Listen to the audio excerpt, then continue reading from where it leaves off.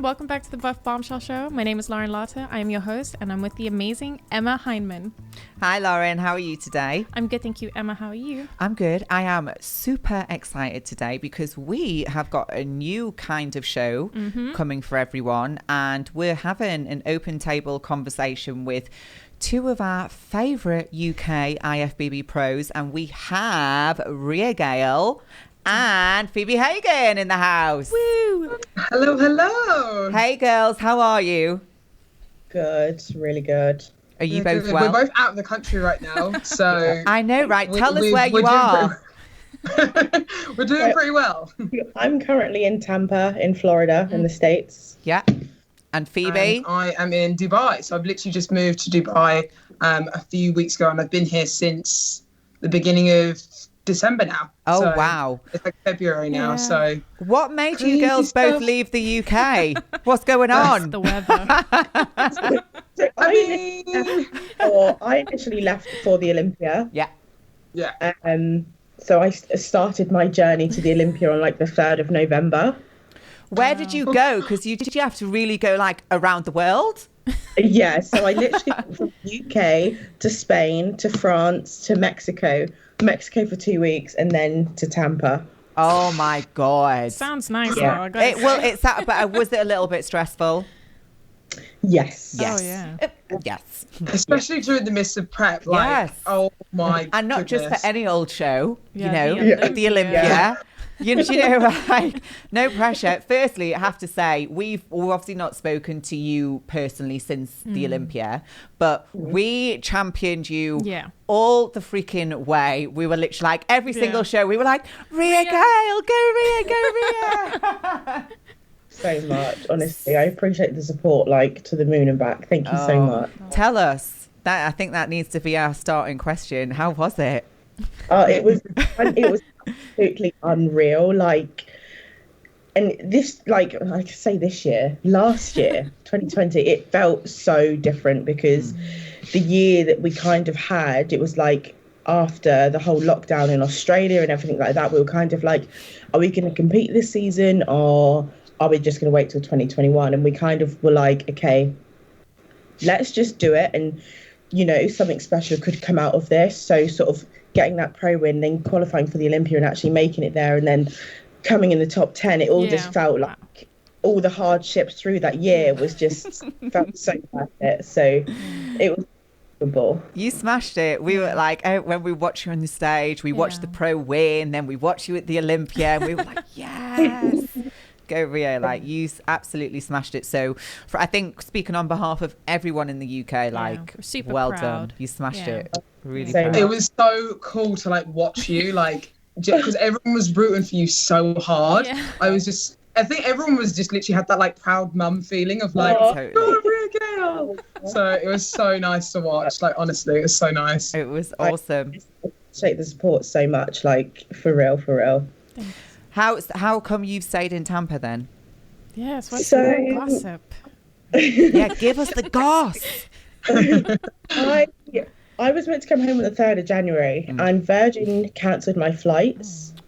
So I was like, and that's when, around the beginning of January was when the whole national lockdown happened. So it was like, at the moment I was getting back into training post Olympia and everything. I just had my routine set, and there was no kind of rush for me to get back.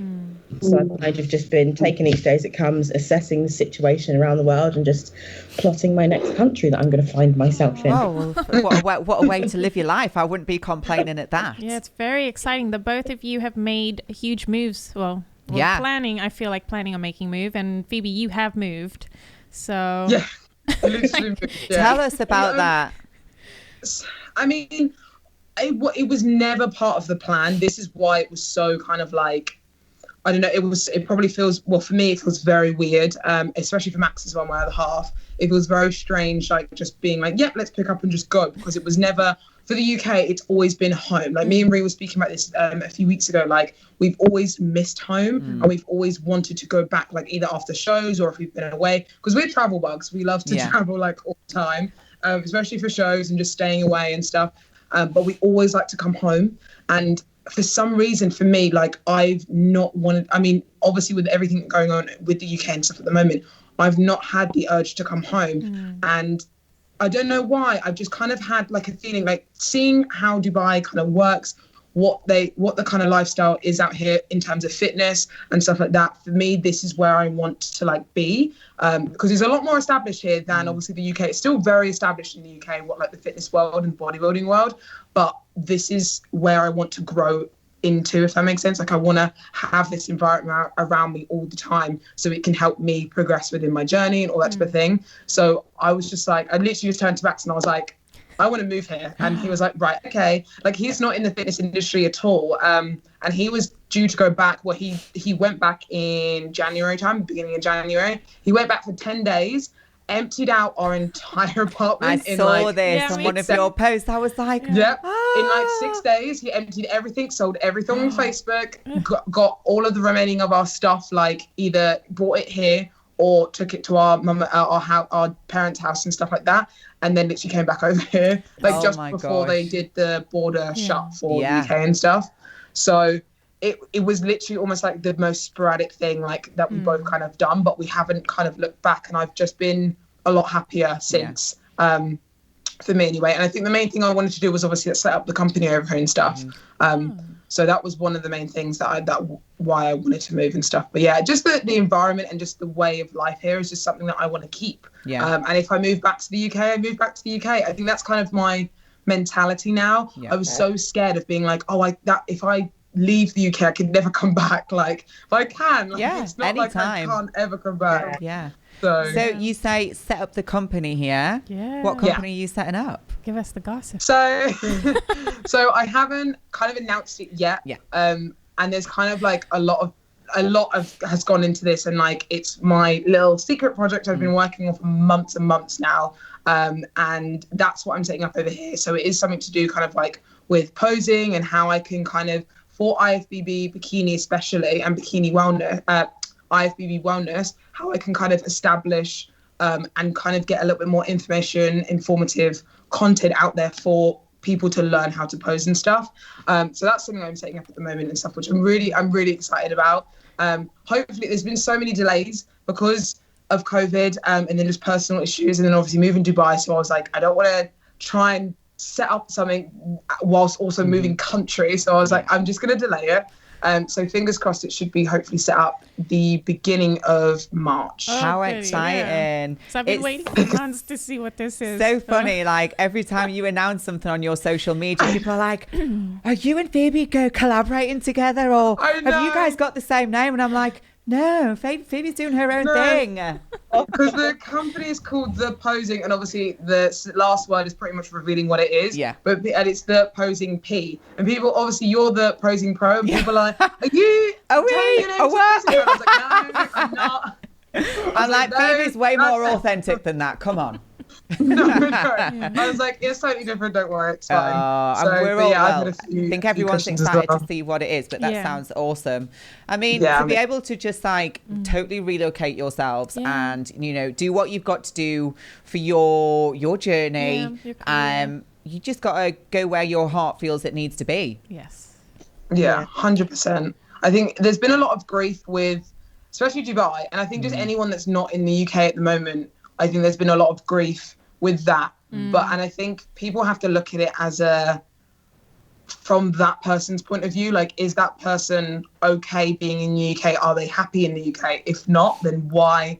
If the government is still allowing travel, then why can't they be somewhere else? You know what I mean? I think that's something that's very important. I think people should kind of understand that. I think a lot of people do understand that there are a few people that are saying, like, if you're from the UK, you should be in the UK right now, supporting the UK. I don't believe in that. I don't believe that either. You got to do what's best for you, and if you feel like you need to be somewhere where you have freedom and you can go to the gym and crack on whatever you need to do, then... I also think if you're able to go and, you know, you're able to relocate, and that is part of your whole plan, why not? You know, why not be able to do that? I mean, everyone is in a different kind of... Everyone's in a different situation, and it's just personal to and each I understand why people are... I understand why people are frustrated, for sure. Because that's probably something they either want to do. They want to travel, and they want to kind of like potentially do what we're doing, but they can't, or they have like a job that they have to do and stuff like that. So I am grateful I am able to be here doing what I'm doing. It's not like I'm shoving it in people's faces like, I'm here and you're not type thing.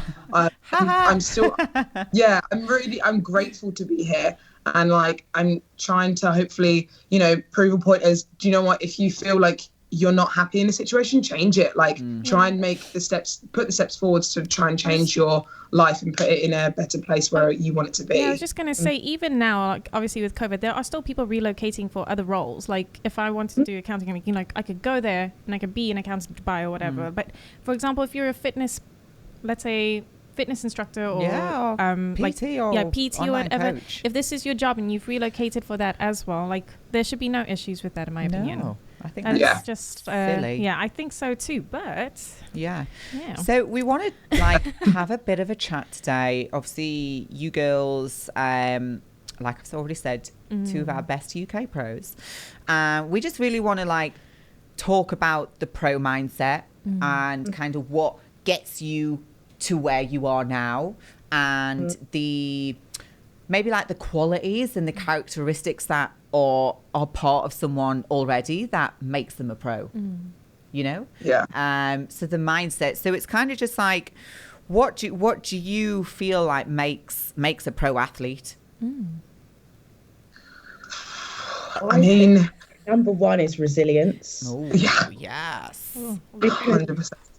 For example, like as an amateur, like it's not saying winning a show is easy, but there's a lot higher success and frequency that you compete as an amateur. In the pro league, you can't expect to turn pro, win a show, hit the Olympia. You can't expect to turn pro, do a couple of shows, then hit the Olympia. Like it is such hard work. And if you look at Phoebe's story, she's so resilient, pushing and pushing and pushing. And it's not an easy game. Like once you get to the pro league, it's very strategical in the shows that you do, the points that you get and everything like that. So you have to sort of enter the pro league with an open mind and resilience. I think that's a really good point. Yeah, I 100% agree with that, because I think almost sometimes when you turn pro, it's almost like you start again. As soon as you obviously amateur, like you could be the top of the amateur league and, winning shows, then you've got your pro card. Great, sick. You're now going to be going into the pro league. It's almost like you're at the bottom of the pack. So like you have to then climb your way up in a way to prove that you are worthy of to be a pro athlete, worthy to be competitive in those pro ranks. Putting in the work, doing the shows, making those changes that the judges want to see. And sometimes it's not even like the biggest of changes, it's like the tiniest little things, and you have to go and show that you're doing those changes to the judges. You know what I mean? It's not like Rhea said, it's not going to be a case of you win your pro card, you're gonna do two or three shows, you go into the Olympia straight away. Like I've done, I think 15 pro shows and I'm still at the Olympia. You're close though. You've done. You are so close. Oh my God. What was it? 2019 or 2020 where you literally did bam, bam, 2019. bam, bam? Yeah, it was 2019. It was 8 shows within I think 3.5 months. It was a lot. It was the thing is with the bikini, that's a whole different not a whole different ball game, but it was the point system was introduced. So it was we had to fight literally to the death with swords, trying to get those points to the to the end date, So that's why it was a little bit more difficult. But I think now it's not easier, it's more realistic now for the pro bikinis, that you get a lot more chance to actually be able to because I won a pro show in 2019, but that wasn't awarded. As you can go to the Olympia. It was okay, cool, I now have to do another show because I need more points. So I think it's good now that we're kind of rewarded as you win a show, you now can go to the Olympia. It's kind of like that. So, but no, I definitely agree with Rhea in terms of needing resilience, 100%. And just kind of having the attitude of as a pro before you kind of even are a pro, try and do the things that a pro would do, and people would be like, well, what does a pro do, before they're a pro anyway, or when they're a pro? That it's consistency. So consistency with diet, training, just putting in that hard work, like Rhea said, not expecting anything, just literally hard work, and then what you get will come with results. You know what I mean? So that's one of the things I think mainly that you need to kind of have as a pro mindset. Pro mindset. I completely agree there, because when I worked with a mindset coach when I competed 2 years ago, and one of the things he would say to me was, Emma, you need to eat, live and breathe like a pro now. If you want it, that's how you need to move towards that pro card. And it's so true, because if you start to install those habits before you even get into that pro league, it's not so much of a shock to the system, because like you said, when you get to the pro league, it is no effing joke. I mean, like, just watching you girls do your thing, like, you've got to be resilient, you know, you've got to be consistent, and you've got to have this hunger and burning desire that most people don't have. You've got to really want it more than, especially in prep and even in off season. Obviously off season you have a little bit more flexibility to kind of do the things you want to do, but in prep, when it's prep mode, you have to put in the sacrifice, put in the hard work, and make sure that is your focus, you know? And you can still do things within prep, don't get me wrong, like, it's not like savage, but if you want to do the thing, like the you know, the top of the top things that you have on the list that you think, you know what, I'm never going to be able to do that, you need to put in that work and like just put in that sacrifice that you're needing to do. Absolutely. Absolutely. Do you think like mental drive is important? You know, me and Rhea have had so many chats about this. So it's definitely one that prep is never going to be easy. Yes, there's some like that it can be easy, but mentally it is very tough. You're going to have days where it's like you look at yourself and you're like, can I really do this? I know, hand on heart, hands up in the air. Even in my Olympia prep, I had days where I was like, am I even good enough to do this? And what do you do with self-talk when you have those moments? It's kind of like just taking a bit of a disconnect from everything and kind of really sitting down with myself and being like, Rhea, look at what you've done and look at where you are now. You wouldn't have magically got this stuff and acquired this if you weren't good enough or ready for this. So it's kind of in moments where I feel really down or a little bit lost or I'm having a really tough day, it's about sort of disconnecting from things and sort of pulling everything back to myself and really looking like, right, this is what we've done. You can do this. Like, stop. Like I always say, no more fear, no more doubt. Like, yes. I love that caption. Thank you. I love it. It's so good. Yeah, I totally agree, if I'm honest. I think it's good to try and make sure that you like it's almost like bringing yourself back down to earth. Sometimes you can really be up in the air and be like, do you know what, I'm not good enough. And I really believe in someone taught me this the other day, negative manifestation. So self-talk, when you manifest talk. something so badly, like you can, if positive manifestation is, obviously we do it all the time, like we want something, we talk about it all the time, we talk it out into the open, so we want it to happen. It's the exact same thing with the negativity as well. If you negatively manifest things all the time, or like saying, I'm not good enough, I can't do this, I'm not going to place, it will happen. I really truly believe that. So it's a case of talking positively to yourself. Don't get me wrong, that's not the easiest all the time, because prep is definitely a mind game. But you definitely have to try your hardest to not like talk negatively to yourself and obviously manifest negative thoughts, and bringing yourself, like you said, bringing yourself back down to earth and kind of realizing, okay, why am I in the position I am in? How have I got this far? Why am I doing this? And just talking, like going through those things, you just kind of bring yourself back down, I think. Yeah. And also not if you feel like that, like if you feel you have your doubtful days or you're feeling sort of a little bit out of yourself, it's always important, don't just brush it under the rug and think, okay, it's just because of prep or it's just because of this.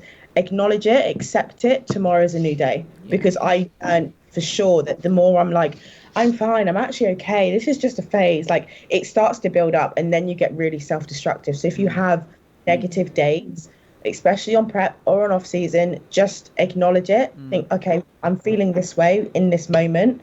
That's okay. We're all human. Whether you're pro, whether you're amateur, whether you just go to the gym for leisure, we're all human. Yes. Acknowledge it, accept it, and tomorrow's a new day. Can I ask, have you guys always thought this way even before you were pros? So was it always like this also when you turned amateur, or you were trying to get that pro card, or is this something that's new that you've just sort of discovered as a mental skill now? I personally feel like this kind of mental skill has been with me since I was a gymnast, because I've done competitive sport since I've been able to walk. So, and a lot of it is mindset.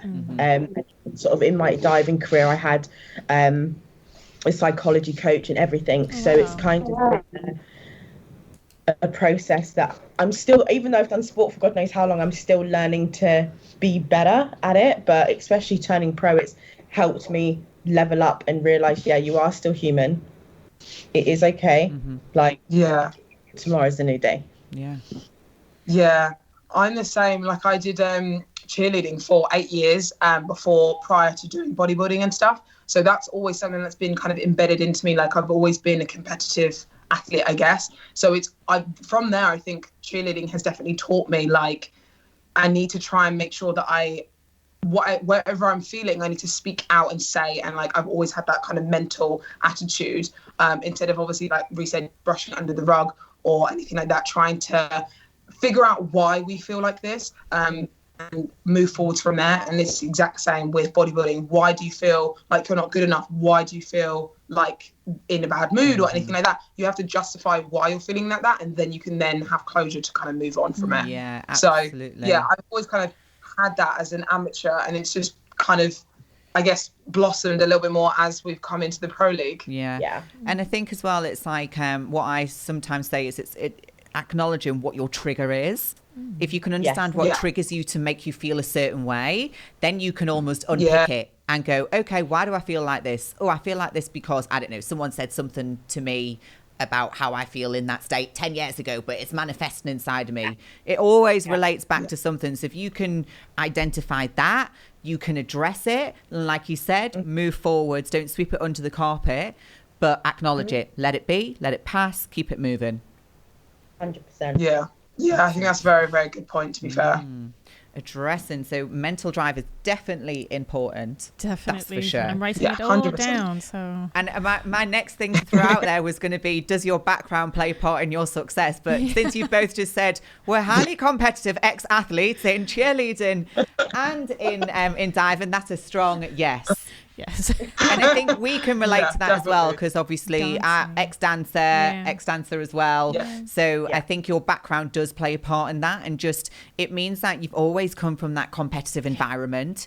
And I think another thing is that we're not afraid to lose.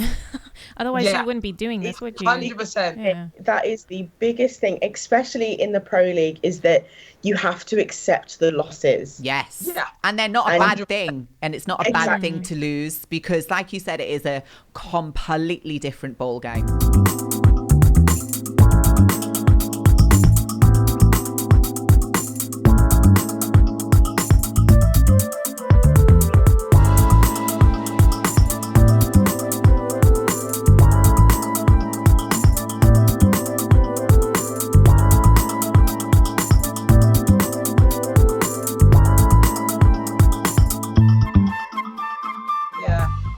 I remember, I think it was a few weeks ago, I did like a post back in like 2000 and I think like 17 or something like that, or like 18 or wherever, and I said, learn to love losing. Yes. Like I literally was like, learn to love losing, because that's where the growth happens. That's where you then elevate, and that's where magic happens, you know? Like if you're always winning, you'll hate losing, and you'll never want to feel like that again. So it kind of like helps you push forward, and it won't help you learn if you never lose. So it's good to try and sometimes you'll go into shows and yes, you won't get the place you want to, but let that move you forward in a positive way versus being like, I'm never doing this again. Do you know what I mean? Yeah.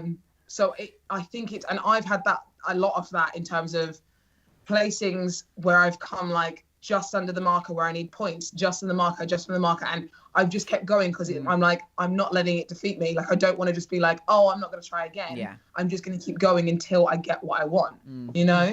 And that's what I think it should help you do, like just drive you and push you forwards. Yeah. And I think when you see a lot of first timers or amateurs, I think they have an unrealistic expectation to win.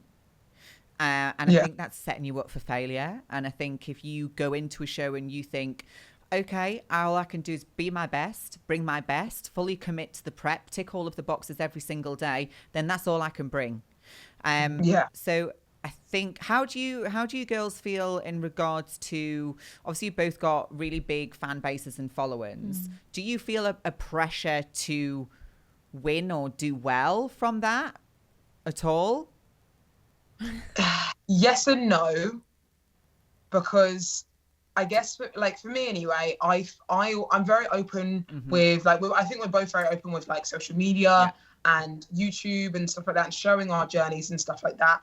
And I always say, like, I'm going to do my best and let's see what happens. Obviously, I want to win. Like, we all are in this to win, but I cannot confirm whether or not I'm going to win or not. So I'm just going to go and do my best and then see what happens, because that's down to the judges, you know? Yeah. So for me, I have that mentality already. Like, I've been in that mentality where I'm like, I'm winning. And I've always disappointed myself when that's happened, when I haven't won, and it's really like knocked me down, where I'm like, oh, I really want to, like, I want to win, you know? So for me now, what works for me is literally, like you said, Emma, just literally being like, I'm bringing my best. I want to win, but I'm not expecting a win. Yes. So I'm going in. You've got the fire, but you've not got the expectation, because that's where you end up feeling let down, where you shouldn't feel like that. But no, and we're only human again. Yeah.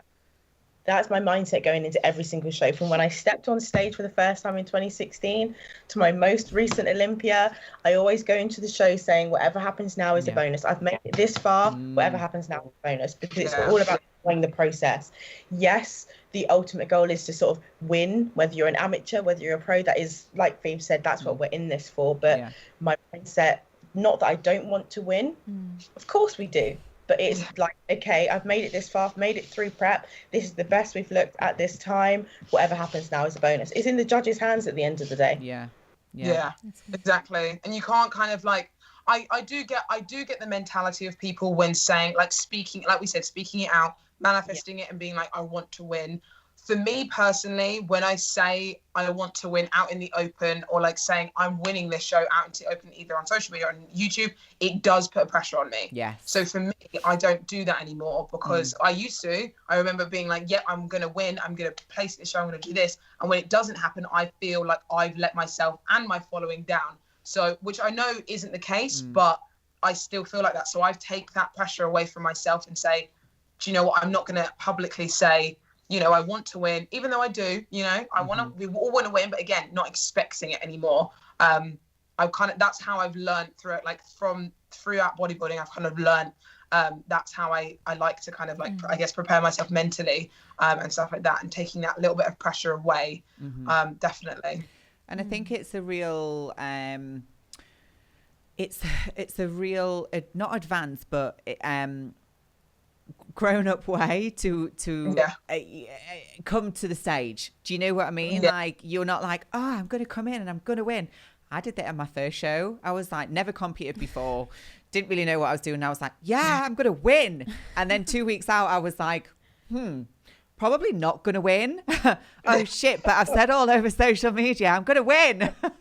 And I think, like, once you start to step into the pro league, it's more unlikely that you are going to win, you know, because the standard is so high, the stage is so big, there's so many athletes, and if you, like you said, if you go on stage going, yeah, I'm going to win this, I've got this, I don't think you're a realistic athlete.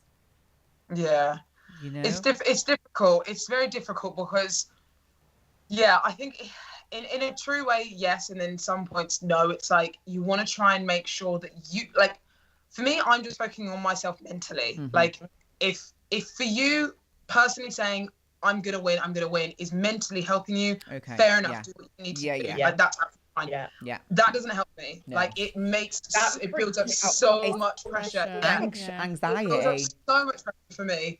I don't handle that very well. And then I've done this so many times, and I don't know if it's like a thing, because it's happened to me. Every time I've done that, I haven't placed where I wanted to place. So I'm like, I feel like in my brain, if I say it out loud, it doesn't happen. So I'm like, I want to just do what is mentally okay for me to do, and then from there, we just go from there. I've always, like me and Rhea said, we always go in there like just doing our best, not expecting the win, but going for the win, you know? Mm-hmm.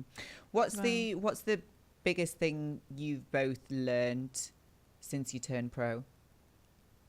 Oh, crack. Yeah, give me a minute. I'm like, oh. For me, it's been like a personal thing in terms of I'm a big self-doubter. Like, I think everyone kind of knows that by now, that I struggle to be like, yes, this is what I've done. But ever since sort of turning pro, that was like one step of, okay, Rhea, like there was people that said that would never happen and you made that happen. And then doing my pro season in 2019, there was people that said, you know, she's too small, she's this, she's this, made it to the Olympia. And then I think it was giving me, turning pro has kind of helped me with my mindset of terms of Rhea, you can do something if you put your mind to it. Yeah. And self-belief, believing in yourself and kind of blocking out that negative talk from other people. Yes. And like you said before, just focus and bringing it back to you and what your journey is. Yeah, I think that's really good. I think I'm very similar in terms of it's been a very personal journey for me. It's been like just realization that you can do something. Like for me, when I was in bodybuilding, I quit university, and that was a huge thing for me because that was like, okay, if I quit bodybuilding, if I quit university, for bodybuilding, this means I'm committing to something and I need to put my all into it to make it work. And again, like Rhea said, if you do put your all into everything and you want to make it work, it will happen. And that's actually trickled down into pretty much like life, business for me and everything. Like me thinking like, oh, I want to run a company and do this and do that. Phoebe, you're never going to be able to do that. Like how that's kind of impossible, but I've put my mind to it. I've set my goals. I've put the, plans in place and making it happen. And it's the same with prep, same with bodybuilding. I think it's just self-development mostly than anything. That's how bodybuilders help me with, for sure. So yeah, I don't know if that's like the answer I guess you wanted, but I think that's how. No, it's like you've kind of just discovered self-growth. Yes. How big of an element is the support that you've received in terms of getting your pro status and then obviously carrying on going with that? Do you find that is a big part of what makes you, I guess, successful like personal support, like your support circle? 100%. I always bang on about having a support network, and I know that sort of in bodybuilding some family members don't really agree with it, some friends don't really agree with it, but finding a support network, whether it's reaching out to somebody on Instagram, we're kind of all in the same it's like pool. A family in itself, isn't it? And if you've got a support network that you can kind of bounce off on your best days and your lowest days, and they're all there kind of keeping you realistic and telling you, look, keep going, it does make the biggest difference. Yeah, I really do agree with that. Like, I think, like Rhea said, not everyone, like family-wise, is always going to understand, because I do think potentially it could be a generational thing where they're slightly older, they don't understand why you're going up on stage half naked and showing off your body. Like, that's what they see it as. That's what they see it as. So that's what my dad saw it as. He was like, Phoebe, why are you wanting to go up on stage in a bikini and heels and like just show off your body? And I was like, it's way more than that. And I think once they understand that a little bit more, they can then come to terms and understand why you're doing it and how it's helping you develop and all that type of thing, personally and stuff. But yeah, I think it's so important to have a good support network, and even not being afraid to cut out people that aren't in your circle or good for your mental like state and stuff like that. Like, I think that's what bodybuilding's also again taught me, in terms of like, it's okay to like be around the people that are going to make like only bring you up and make you feel good, you know what I mean?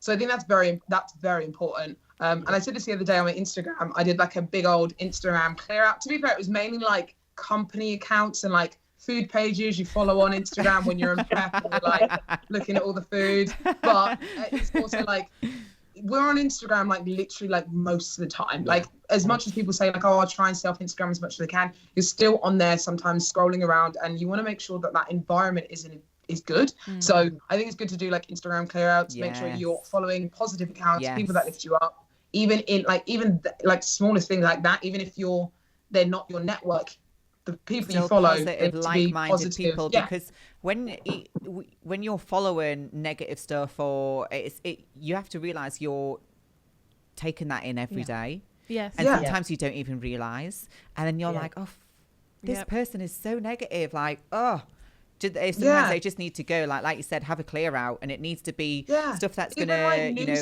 motivate you, or similar kind of mindset, or someone that's going to push you in business. I think it's really important to be mindful of that you're in your own environment.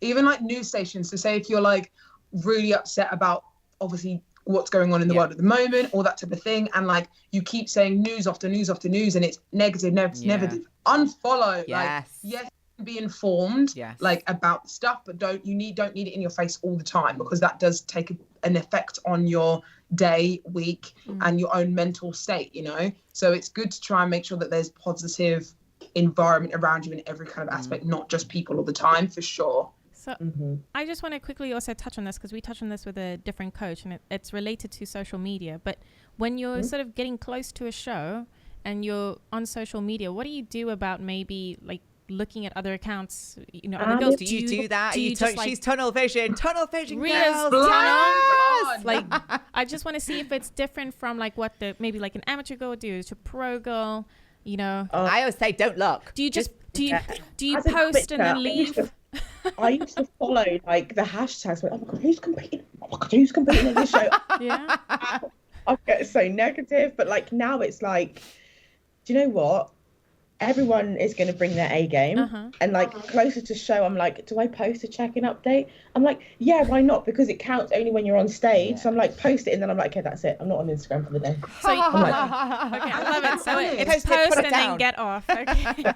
What I see now is actual more like, I don't know if it's about this in amateur league or not, but like the pro circuit, I see more support more than anything. Like me and Beatrice.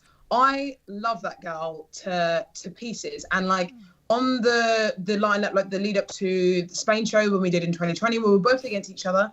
We both were saying, "Girl, you look fine, you look like amazing, you look sick. Can't wait to see you on stage." Like we support one another more than being like, "Oh, like I'm not gonna like her photo because she's on the same stage as me." Like it's out of your hands at that level, isn't it? Like it's in the judges' hands. Like let them decide who's going to place where. You can only, like you say, bring your best. And also, being happy for others doesn't dampen your own success. Yes, thank you. I love it. Queen support queens. Woo! I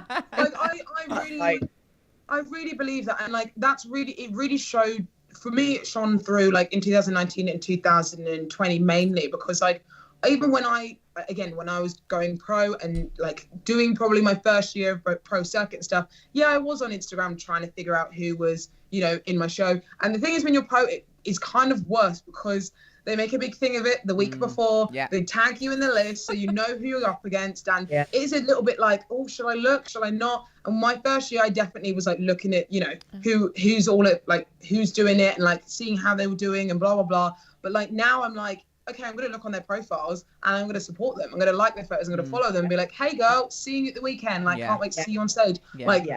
It honestly doesn't bother me anymore, because it's not my decision who wins or not. Okay. Like, I know I've brought my absolute best up there. And like, whether they look at me in that way or not, it doesn't matter. Like, I'm going to support you.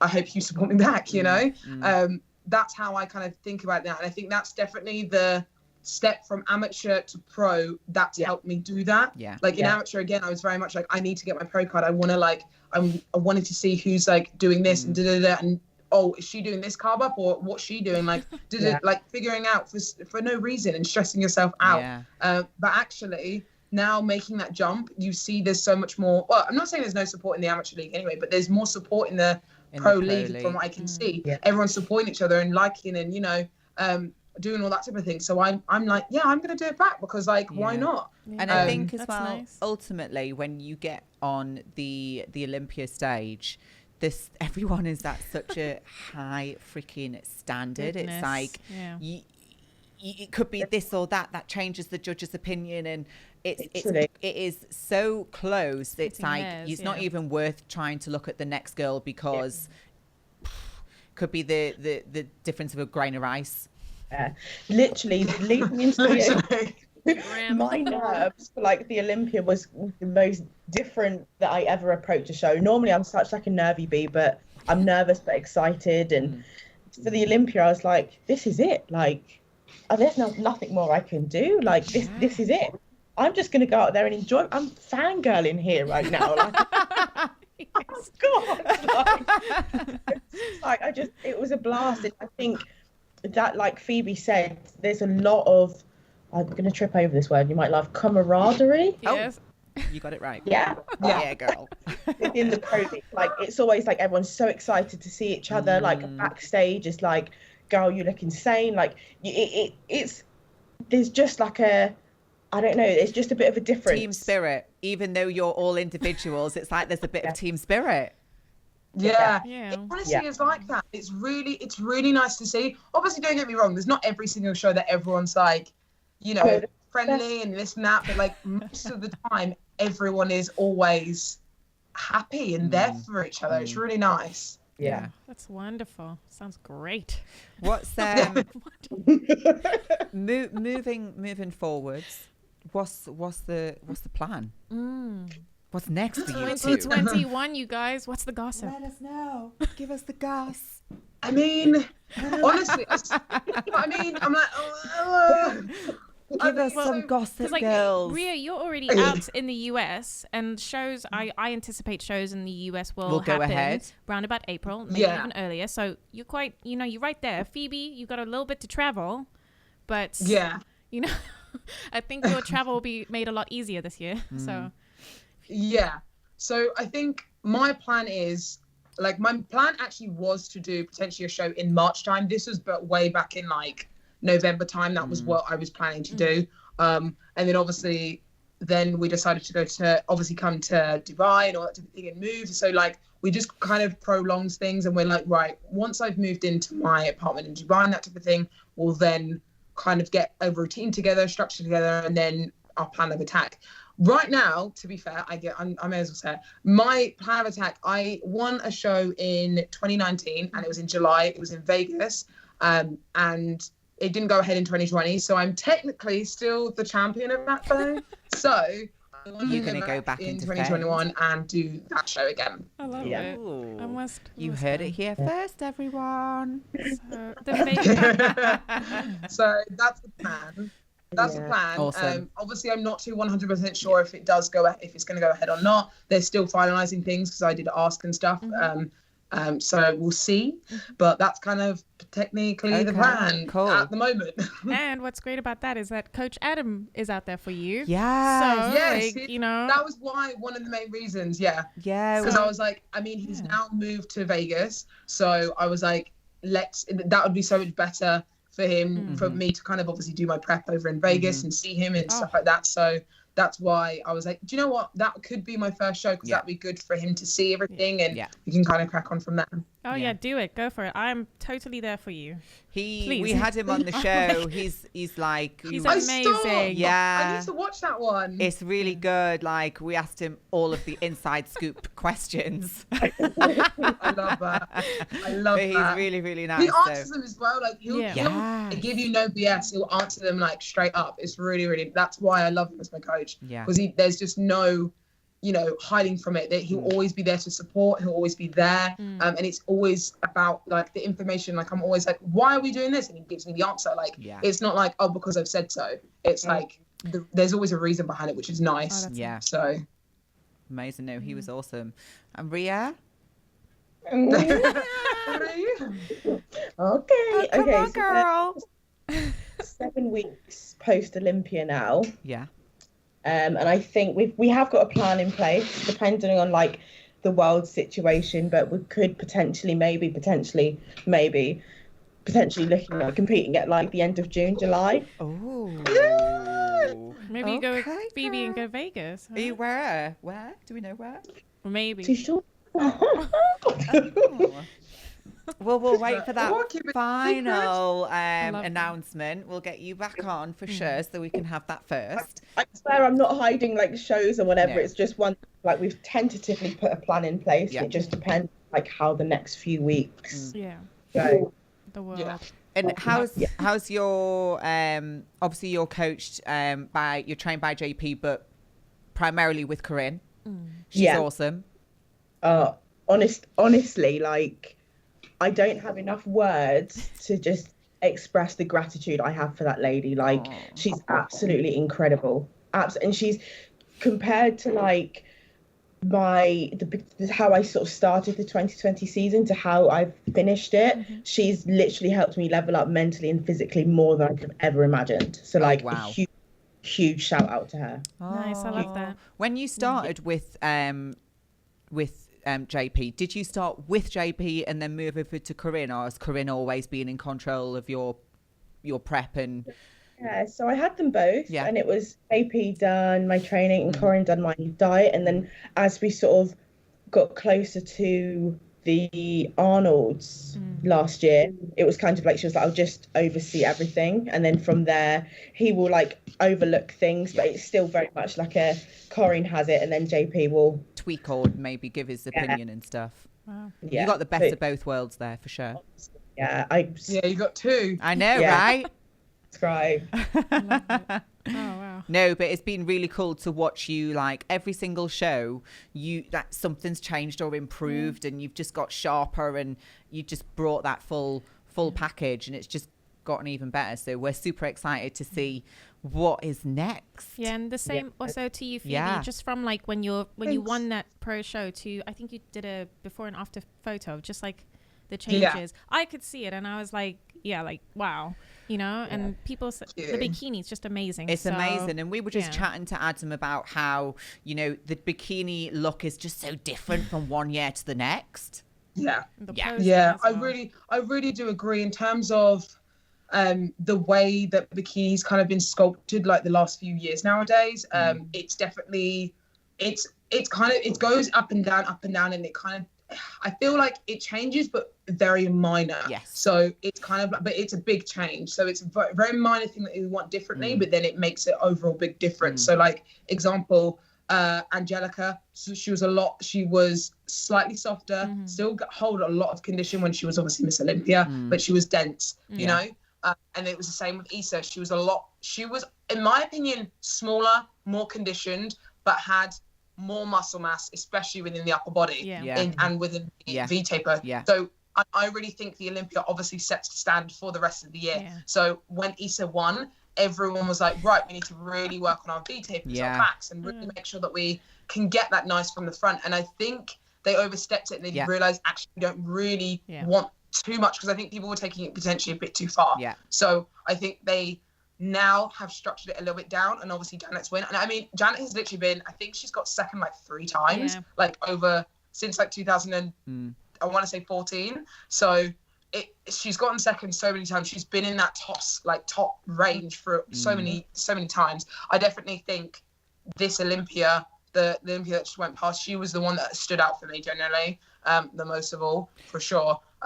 But yeah, it's definitely, it's changing, but in a good way, I find. Okay. How does that change things for you? Does that actually, because we were chatting to Adam, and he was saying you had to kind of bring the lats back into training and work on that taper, and now it's like, oh well, actually do they want that as much? So does that mean you pulled back on that slightly? Has your training changed in regards to what's being expected or presented at the Olympia? So for me, obviously 2019, when I joined Adam, he was very much like, your upper body is very dominant. It always has been. So he was like, let's pull this back quite a large amount. We stopped training upper body, I think, for like 2.5 months. Like actually completely stopped training shoulders, stopped training back, because they were really prominent. And we stopped training completely. Maybe a very, very slight. Sorry, 2 seconds. The phone's just ringing for some reason. Sorry, I don't know what's ringing. Oh, lovely outfit. I'm in a hotel, sorry. Anyway, so the way that we kind of structure things, like moving forwards from 2019, we were kind of like, okay, let's make sure that we don't kind of overdo it in terms of, we don't want to lose loads of muscle mass from the upper body, but then we also don't want to kind of gain anything. So, but for me personally, and I think Adam agrees, we definitely took it slightly too far and we took off too much in my upper body in 2019. And then by the time we kind of were doing like the end of my shows, when my last show I did in 2019, they asked for more upper body, and I was like, I bet you're like, I was like, okay. So 2019, we kind of 2020, sorry, we balanced things a little bit out. So we didn't go over the top with progressive overload and really trying to build a lot. We kind of just kept it steady. We were doing a lot of high reps, maybe a little bit more HIIT workouts with upper body included and stuff. So it wasn't like we were building, but we were maintaining a good amount. And then I think that's where we've really like hit the nail on the head for 2020 shows. So I don't think personally I'll need to change things massively with my shoulders and V-taper. I think posing aspect might come down. It will just come down to posing. So for me, this year I definitely flared less lats. Flared lats and shoulders a little bit more pumped up, a little bit more backstage. So they were a bit more prominent on stage, but now I think they're not as prominent as what they have been before. So I think for me it'll be, don't pose your upper body as much and maybe not pump up as much backstage and stuff. So I think because we've found a good level, we now just need slight little tweaks and stuff like that. So I'm happy we've kind of got that good balance now. Oh, well, we're excited to see what happens in 2021. Can't wait to see you guys on stage again. So yeah, absolutely amazing. Fantastic work for everything that you guys have done in the last couple of years. We've both been watching. Well, I've been watching eagerly. Oh yeah, we've been watching for sure. So thank you so much for joining us. Like, we hope you enjoyed this, and we'd definitely love to do it again with a different topic if you girls are up for it. So wherever in the world you two might be. 100%. I'm always up for chatting and talking about mental mindset and how, like, me and Rhea are always very open about what we want to bring to the bodybuilding world. Like, we always want to be good assets and good athletes and show like all sides, good and bad, so we can help others and other athletes kind of progress within the sport as well. Yes, absolutely. I think you are both very good representatives for your categories, and for this, I've always kind of said that, but I think good ambassadors for IFBB, for sure, and especially for this, so. and for the UK. Yes, we are very proud. Super. Thank you so much, ladies. Thank you. Thank you so much. Means the world. Okay, girls. Honestly, thank you so much.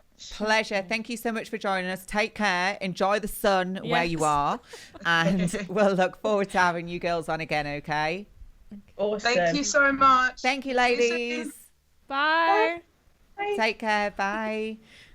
All right, you guys, so thank you so much for watching. That was Phoebe Hagan and Rhea Gayle from the United Kingdom Figure and Bikini IFBB Pros. Yeah, so thank you so much for joining. Make sure you like, share and subscribe, and we will see you in the next episode. Bye. Bye, guys.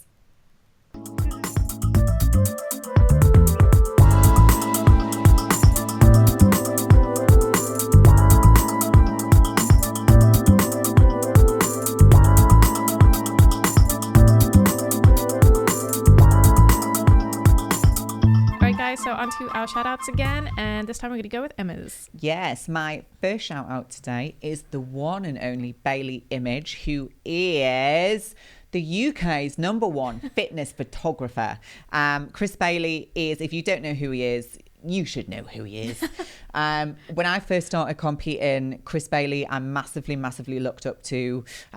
He is one of the most reputable photographers in the industry. He works with all of the best athletes. He has his own photography studio, which is so cool. You know, there's a gym set in there. There's loads of different areas to shoot in. He works with literally the best of the best. He shoots for all sorts of magazines, and he's just fantastic. And you know what? He's just a really nice guy.